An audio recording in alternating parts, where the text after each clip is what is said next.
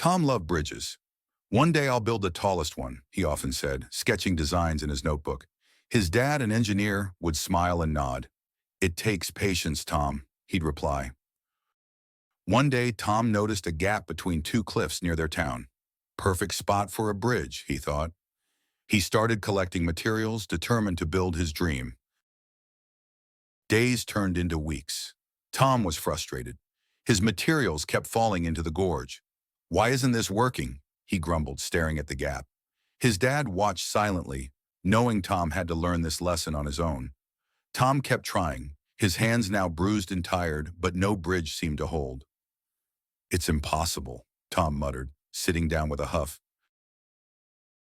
One evening, Tom's dad sat next to him on the edge of the cliff. "You're only looking up, Tom," he said, pointing at the sky. "What about below?" Tom frowned. "The foundation," his dad continued. "Before you build up, you need to build down." Tom looked over the edge of the cliff, realizing he had ignored the ground. "Start with what you can't see," his dad added with a smile. Tom took his dad's advice.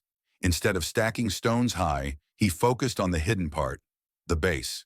Slowly, he dug deep into the cliffside, setting sturdy supports. Weeks passed, and the foundation held strong.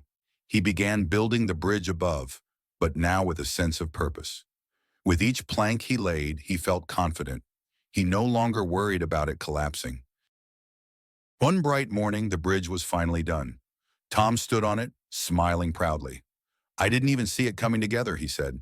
His dad chuckled beside him. "You weren't watching the bridge. You were building the base." Tom nodded, realizing the truth.